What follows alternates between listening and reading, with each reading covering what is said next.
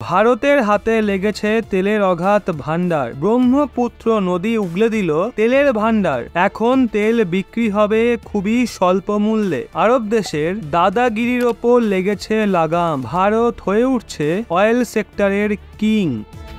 আমাদের ভারত এনার্জি সেক্টরে আত্মনির্ভর হওয়ার জন্য খুবই পরীক্ষা নিরীক্ষা করছে, কারণ আমাদের ভূমি তার গর্ভে এমন এমন দুর্লভ সম্পদ লুকিয়ে রেখেছে যার বিষয়ে কেউ এখনো পর্যন্ত কল্পনাও করতে পারেনি। আর এতদিন আমাদের ভারত অন্য কোনো দেশ থেকে এই দুর্লভ সম্পদগুলোকে ইম্পোর্ট করে এসছে, কিন্তু এখন ভারত রিসার্চের পরে ক্রমাগতই দুর্লভ সম্পদ পেয়ে চলেছে।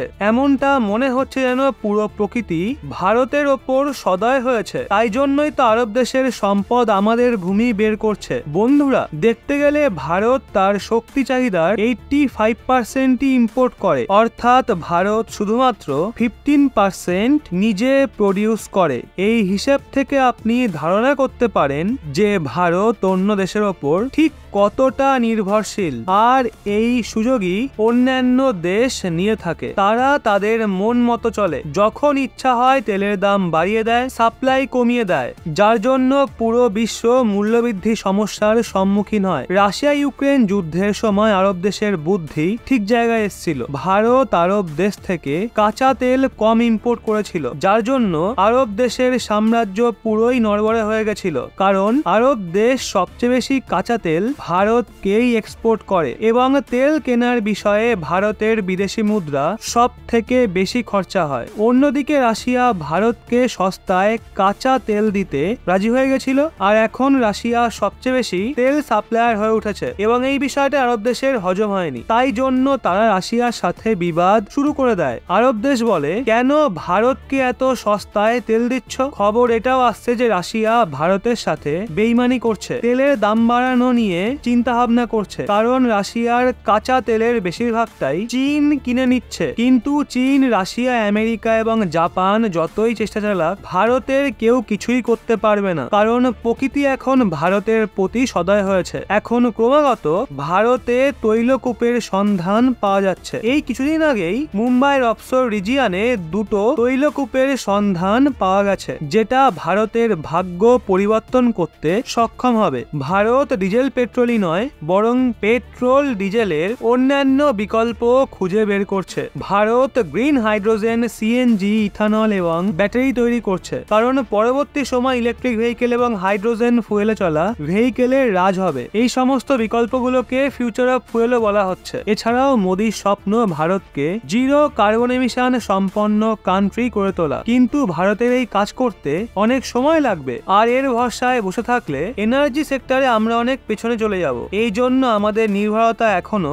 পেট্রোল ডিজেলের ওপরই রয়েছে, কারণ হেভি ভেহিকেল পেট্রোল ও ডিজেল দিয়েই চলে। এই জন্য ভারত নিজের দেশে কাঁচা তেলের সন্ধান করছে। এর মধ্যে আরেকটা খবর বেরিয়ে আসছে যে ভারতের হাতে এমন এক তেলের ভান্ডার লেগেছে যেটা ভারতের মোট এনার্জি চাহিদাকে পূরণ করে দেবে। ভারতকে কাঁচা তেল অন্য দেশ থেকে আর ইম্পোর্ট করতে হবে না। এখন রাশিয়া এবং আরব দেশের তেলের ব্যবসা বন্ধ হয়ে যাবে। এই দেশগুলো তাদের তেলকে খুবই স্বল্প মূল্যে বিক্রি করতে বাধ্য হবে।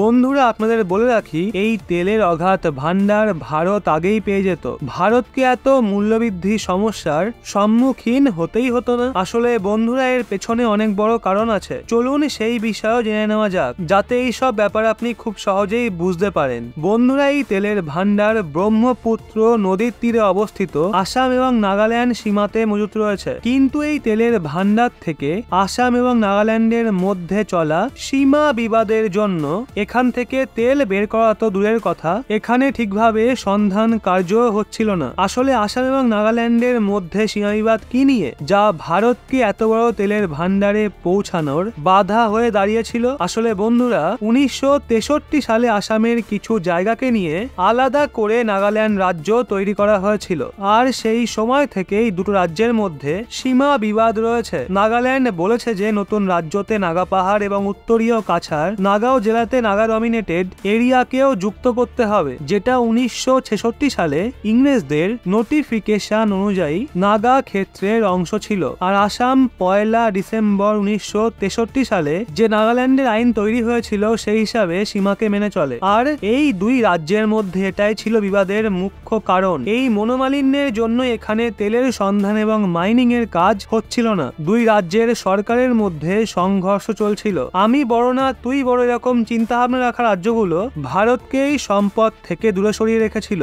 এই কারণের জন্যই এত বড় তেলের ভান্ডার পাওয়ার পরও ভারত তেল উত্তোলন করতে পারছিল না। কিন্তু এখন আসামের সিএম হিমন্ত বিশ্ব শর্মা এবং নাগাল্যান্ডের সিএম নেফিউরিও একটা মেমোরেন্ডাম অফ আন্ডারস্ট্যান্ডিং সাইন করেছে। এই স্বাক্ষরের জন্যই ভূমিতে খনন কার্য চালিয়ে তেল উত্তোলন করা হবে। নাগাল্যান্ড এবং আসামের মধ্যে বিবাদী সীমা এলাকায় 60 কোটি টন তেল এবং প্রাকৃতিক গ্যাসের ভান্ডার পাওয়া গেছে। আপনি এ থেকে এখন ধারণা করতে পারছেন যে এটা কত পরিমাণ তেল। কিন্তু এখনো এখানে কিছু সমস্যা রয়েই গেছে। সেটা হলো এই দুই রাজ্যের সরকার তেলের সন্ধান এবং তেলের মাইনিং এর জন্য তো তৈরি হয়ে গেছে, কিন্তু নাগাল্যান্ডের আদিবাসী এবং নাগা ন্যাশনাল পিপলস গ্রুপসের সমিতি সহ বিভিন্ন সংগঠন এর কড়া বিরোধিতা করেছে। অয়েল কর্মকর্তাদের ধারণা নাগাল্যান্ডেও তেলের ভান্ডার পাওয়ার সম্ভাবনা রয়েছে।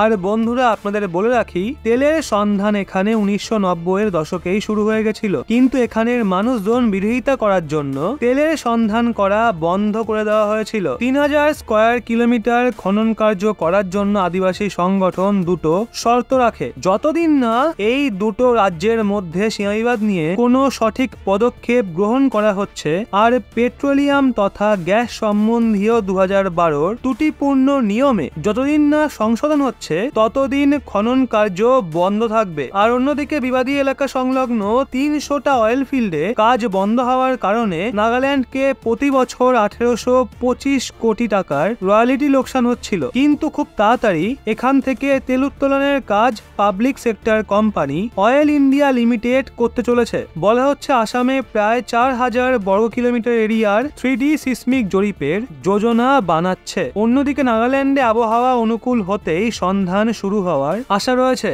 অয়েল কোম্পানি সর্বপ্রথম মিজোরাম, অরুণাচল প্রদেশ, ত্রিপুরা, আসামে ব্রহ্মপুত্র নদীর উত্তরের কিনারায় পাঠশালা এবং মঙ্গলদয় এলাকায় অয়েল মাইনিং এর কাজ করবে। বন্ধুরা, ভারতের হাতে 60 কোটি টন তেলের ভান্ডার আসতে চলেছে। এর ফলে মূল্যবৃদ্ধির কোমর ভাঙবে, ভারত অয়েল সেক্টরের কিং হয়ে উঠবে, ভারতের ইকোনমি দুনিয়ায় সবচেয়ে শক্তিশালী হয়ে উঠবে। রাশিয়া এবং আরব দেশই নয়, বরং ভারতও বিশ্বের সবচেয়ে বড় তেল সাপ্লায়ার হয়ে যাবে। ভারতের মোকাবিলা করার মতো আর কেউ থাকবে না। বন্ধুরা, এই খবরটা শুনে আপনাদের কেমন লাগলো? একজন ভারতীয় হিসাবে আপনার কি মতামত নিচে কমেন্টে অবশ্যই জানান।